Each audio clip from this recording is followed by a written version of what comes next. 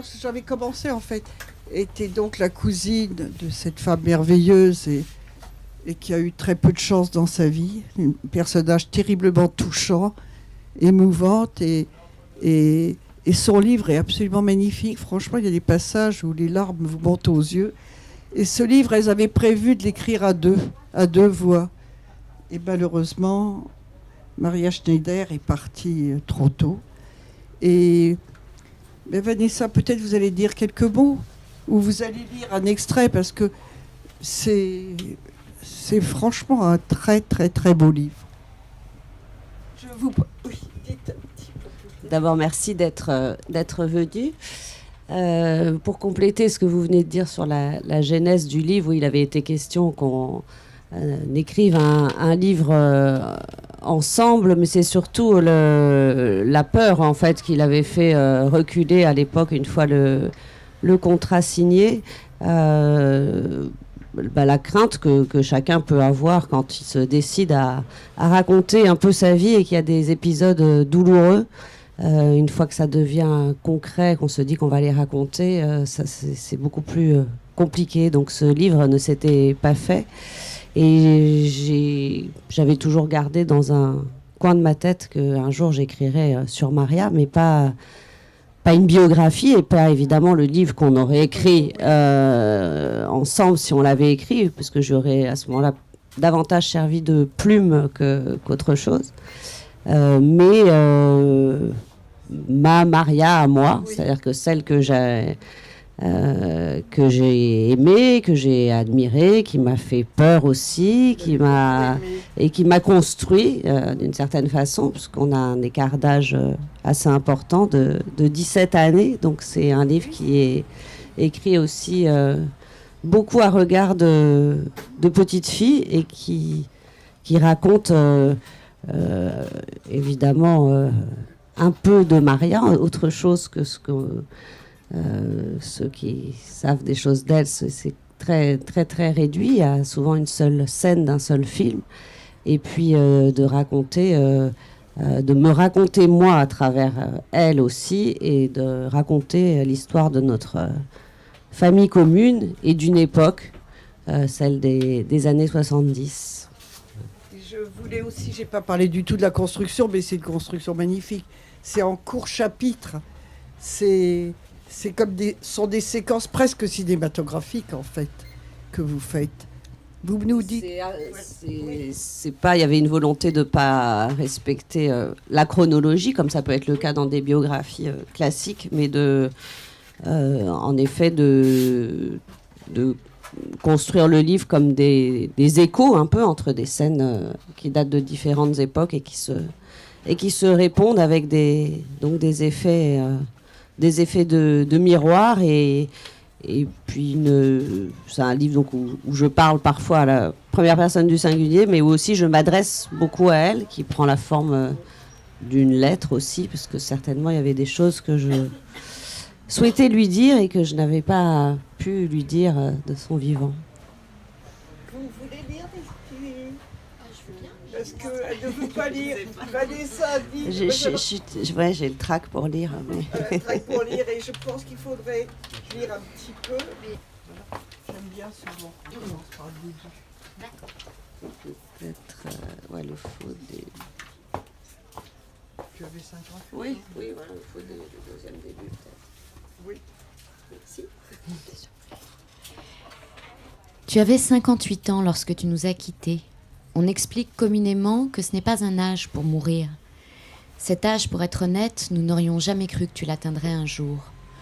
Tu fais partie de ces personnalités dont on se dit, lorsqu'on apprend leur décès, qu'on les pensait disparues depuis des années, tant elles semblent appartenir à un passé lointain. En ce début février 2011, la presse te rappelle à la mémoire de ceux qui t'ont oublié. Sur les sites internet, dans les pages des journaux, tu reviens. Le temps de quelques heures, d'une poignée de jours sur le devant de la scène. Les différents articles retracent la même histoire, tissage plus ou moins grossier de formules rebattues et de clichés épais. L'enfant perdu du cinéma, le destin tragique, l'actrice sulfureuse. On y parle de ta carrière brisée, du dernier tango à Paris, de sexe, de drogue, de la dureté du monde du cinéma, des ravages des années 70. Personne n'a écrit que tu étais partie en buvant du champagne, ta boisson favorite, la mienne aussi, celle qui fait oublier les meurtrissures de l'enfance et qui nimbe de joie les fêlures intimes des âmes trop sensibles. Tu t'en es allé, au milieu des bulles et des éclats de rire, de visages aimants et de sourires pétillants, debout la tête haute, légèrement enivré, avec panache. Alain Delon s'est placé au premier rang. J'ignore depuis quand il ne t'avait vu, mais il s'est assis, crinière blanche et sourcils plus froncés que jamais, sur les bancs de la famille. Tu avais souhaité que l'on te dise au revoir à l'église Saint-Roch, celle des artistes et des vedettes, située au cœur de Paris, cette ville que tu avais essayé de quitter tant de fois pour toujours y revenir. Tu avais indiqué avec précision les musiques que tu souhaitais pour la cérémonie, du Bach essentiellement, et les gens que tu voulais voir invités. Avec le temps, nous t'avions découverte croyante. Tu avais retrouvé les gestes de la religion de ton enfance. Tu disposais régulièrement des cierges dans les églises et tu faisais des vœux. Tu parlais de cela au milieu d'autres considérations sur l'astrologie et l'influence des planètes sur les caractères. L'imbrication de ces superstitions disparates ne semblait te poser aucun problème. Ce jour-là, à Saint-Roch, dont le clocher ruisselle d'une pluie druie, je me retrouve derrière Alain Delon. Il a insisté pour prononcer le premier hommage, lire la lettre que Brigitte Bardot a écrite pour toi et qu'elle n'a pas eu la force de venir dire elle-même. Sa voix grave s'est mise au service des mots de Bardot, comme s'il s'était accordé pour te dire la même chose, tes deux parrains de cinéma. Il y a beaucoup de monde sous la voûte de pierre froide, les derniers de notre famille décimée, tes amis, si nombreux, un ancien ministre de la Culture, ou peut-être deux, des inconnus venus te dire adieu, les Gélins, tes demi-frères et sœurs, que nous retrouverons plus tard au Père-Lachaise pour ta crémation, des visages que nous ne connaissons que par les magazines, certains sur lesquels nous peinons à mettre un nom, d'anciennes gloires des années 70, des survivantes comme tu l'as été, Dominique Sanda, Christine Boisson, qui a joué dans Emmanuel. Ils sont nombreux à se souvenir de toi, beaucoup à t'avoir admiré, davantage sans doute que tu ne l'avais imaginé. Ta mère, elle, n'est pas là. Elle n'a pas pris le vol Nice-Paris. Elle a fait dire qu'elle était trop fatiguée. Et maintenant, peut-être quelqu'un a des questions à poser sur qui était Maria Schneider. Peut-être les jeunes ne savent pas peut-être qui était Maria Schneider. Vous voulez poser des questions? Parce que c'est vrai, il y a eu ce film qui l'a finalement complètement fracassé, le film qui l'a fait connaître et qui en même temps, bon, son père qui était, et puis la mère qui l'a abandonné, et elle a été élevée par les parents de Vanessa. Donc, elle a eu un destin tragique dès la naissance, vraiment, vraiment, et c'est... Bon, je veux dire, c'est... Je pense qu'on pourra continuer Comment à discuter comme ça. Oui. Moi, j'ai juste une question, c'est qu'en fait, je vous ai vu dans une émission littéraire où quelqu'un, intervieweur, a dit une phrase qui m'a vachement choquée en fait. Est-ce que c'est un procès des années 70? Parce que le livre raconte aussi beaucoup l'époque dans laquelle... Et moi, j'ai pas eu cette sensation. Moi non plus. Moi non plus, pas du tout, pas du tout. Enfin, je sais pas si... Non. Non. Chaque Vous avez un époque. point de vue là-dessus. Oui, non, alors là, pas du tout. J'ai l'impression Moi, qu'il y j'ai pas avait une senti. espèce de Je genre- suppose que c'était pas votre but de faire... Non, mais d'ailleurs, j'ai récusé le mot procès, qui est un mot que j'aime pas, et puis c'était pas du tout l'objectif de ce livre. Il y avait des choses... il y a eu des choses, oui, un peu déconnantes dans ces années-là.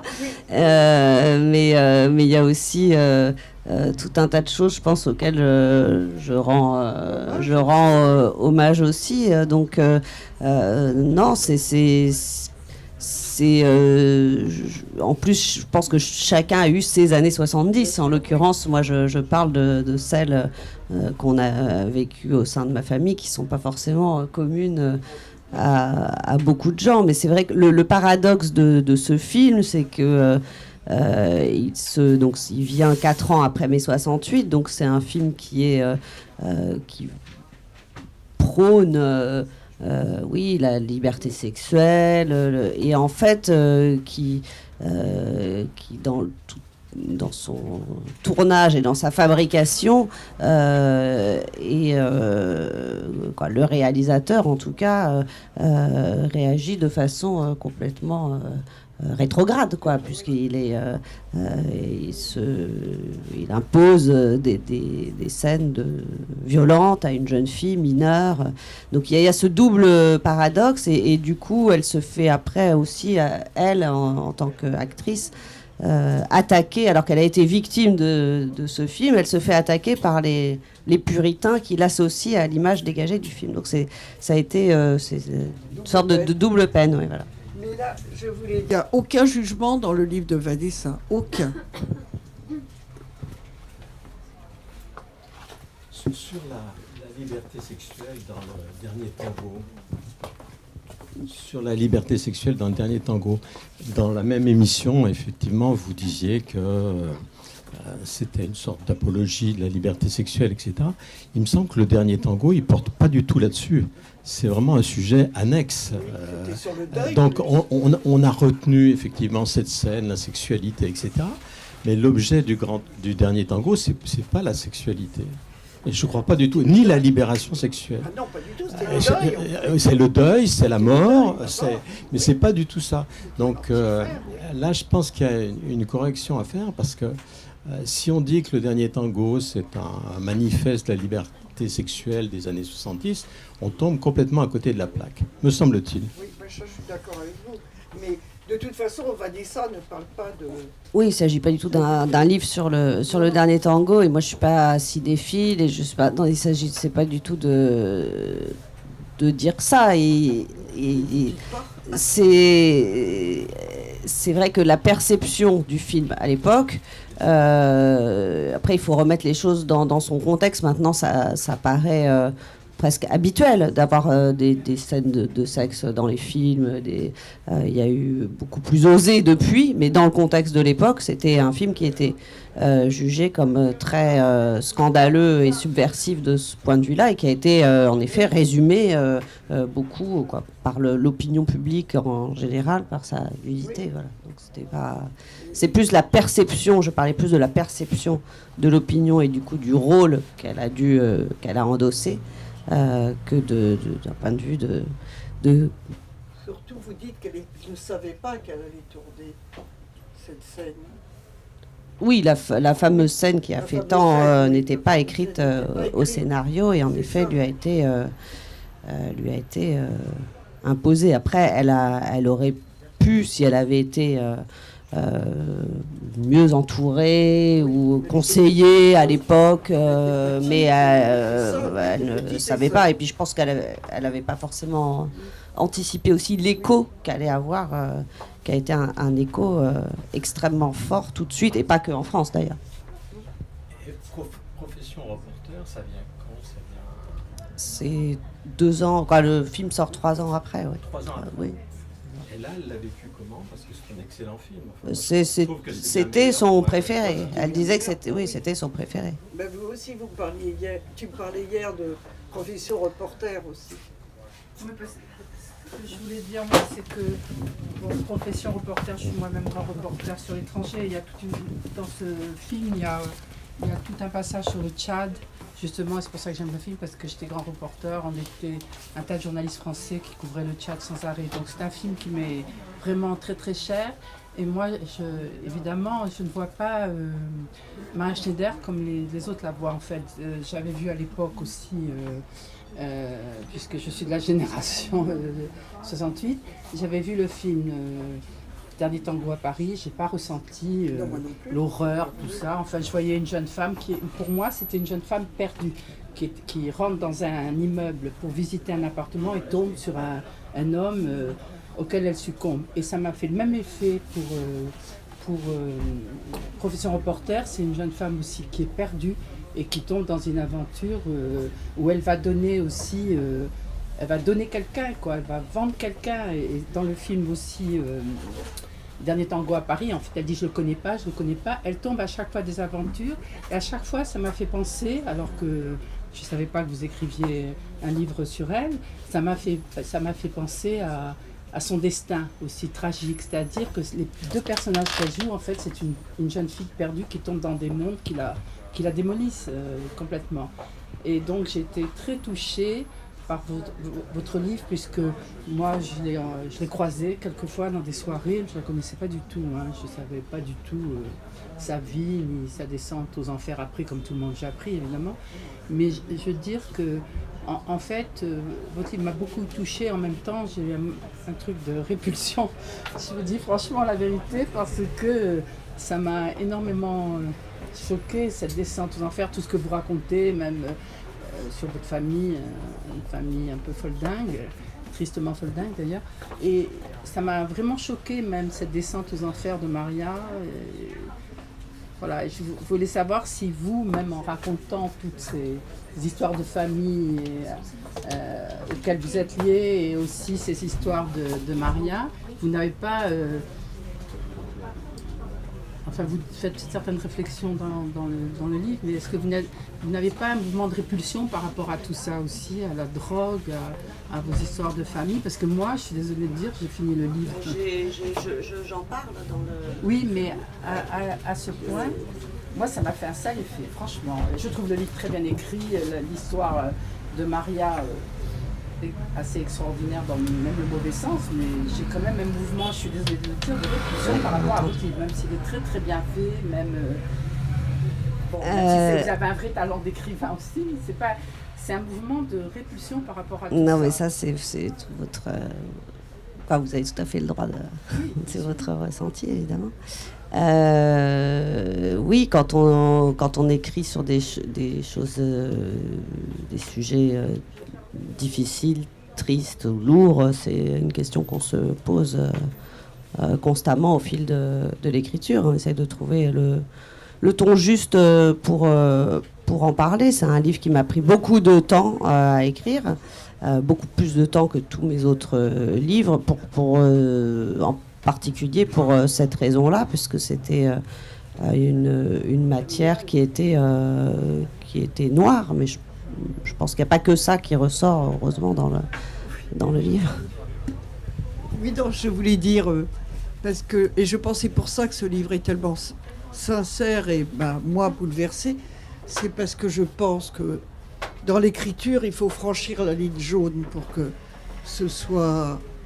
le livre parle. Sinon, ça reste toujours un peu bien. C'était Al Capone, Truman Capote, oui, qui disait que c'est que comme ça qu'on arrive à la vérité. Et ce livre, moi, m'a bouleversé. Je n'ai pas été du tout ni condamner les années 70, puisque de toute façon, il y a toujours des gens qui se droguent, il y a toujours des gens... Et d'ailleurs, j'ai été bouleversée par la vérité qui est sortie de ce livre, l'émotion, et puis l'amour que Vanessa pour Maria, ça, j'ai trouvé ça bouleversant. Et cette femme, je dois reconnaître qu'il ne m'intéressait pas plus que comme une bonne actrice. D'un seul coup, j'ai vu cette femme et franchement, je suis rentrée en empathie avec cette femme. Et d'un seul coup, Maria Schneider m'a bouleversée. Alors que je dois dire que, à part comme actrice, je ne m'intéressais pas à elle.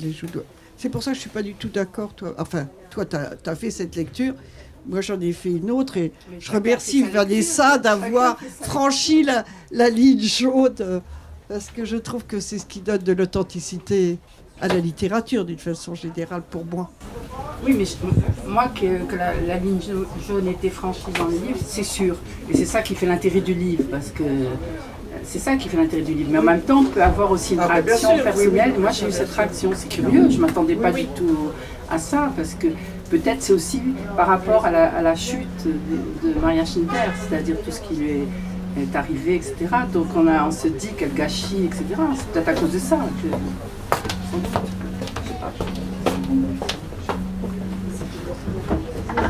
Étonnamment, dans les deux films là, qu'on a indiqués, que ce soit Profession Reporter ou que ce soit le dernier Tango, Maria Schneider est une figure angélique, une sorte d'ange qui vient pour sauver, y compris dans le dernier Tango. Or, sa vie, c'est apparemment, j'ai pas lu votre livre, c'est une catastrophe. Donc, ce contraste qui apparemment est dans les films et dans sa vie, Est-ce que c'est un écho pour vous ou est-ce que... Non, moi je suis en désaccord avec ce terme de catastrophe. Je pense qu'aucune vie est une catastrophe et celle-là n'était pas une catastrophe. C'était aussi un personnage lumineux, c'était aussi... voilà. Il y a eu en effet cet épisode de la drogue qui était un épisode très dur mais qu'elle a aussi surmonté, dont elle s'est sevrée et c'est quelqu'un qui a eu une fin de vie apaisée. Et voilà. Après, elle n'a pas eu forcément la carrière qu'elle aurait... voulu, en tout cas ce qui aurait pu se produire après les films dont on vient de parler. Donc je pense que ça a toujours été un regret et une tristesse, mais elle ne voyait pas sa vie comme une vie gâchée et c'est pas comme ça non plus que je la raconte. Non, mais vous l'avez pas encore lu le livre parce que elle montre pas ça. C'est une des premières phrases d'ailleurs, vous verrez. Oui. Moi, ce que je vous propose, sauf si vous avez eu vraiment des questions, c'est de boire un peu de vin blanc à côté. Ceux qui veulent faire dédicacer le livre, c'est bon, voilà. Oui, c'est bon. C'est vraiment un très très beau livre. J'aime ça. J'aime beaucoup. C'est une excellente actrice. Et en plus, c'est de je les adore. J'avais jamais voulu le voir. C'est un grand film. Oui. Oui.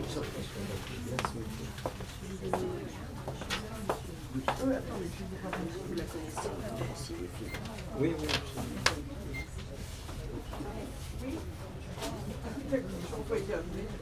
Pour moi, c'est magnifique.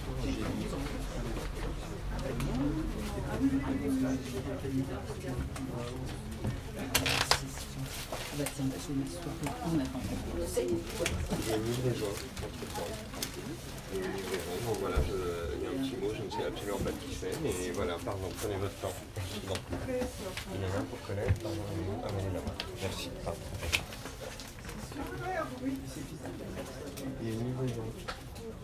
Merci beaucoup.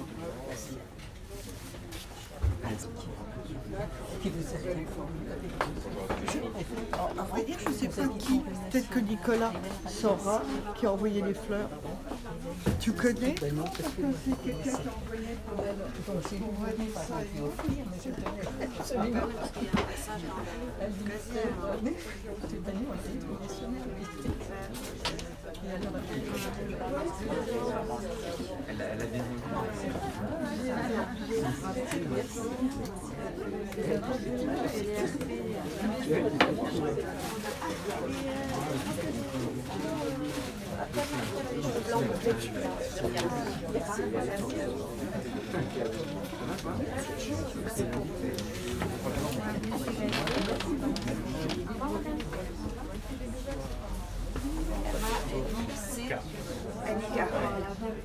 J'allais dire c'est carré.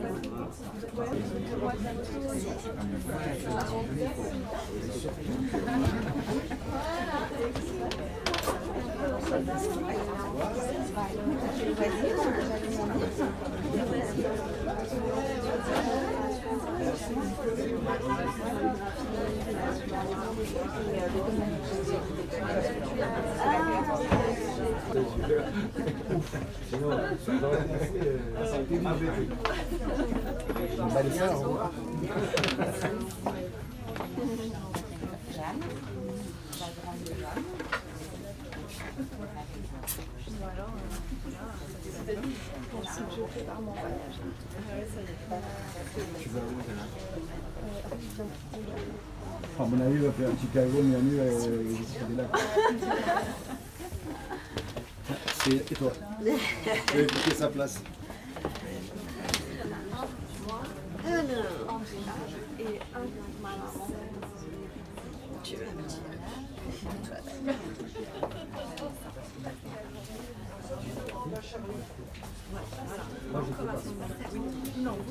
Je demande. Ah oui. Ah oui. Ouais. il m'a fait un graffiti, un bombage à bon, tu vois, c'est la même blague aujourd'hui. Donc tu vois, donc...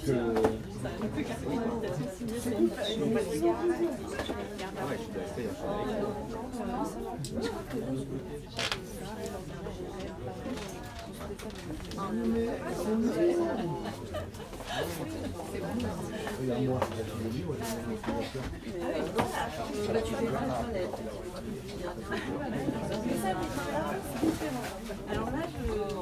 Moi, je valide. Vous validez beaucoup de choses ce soir, c'est bien.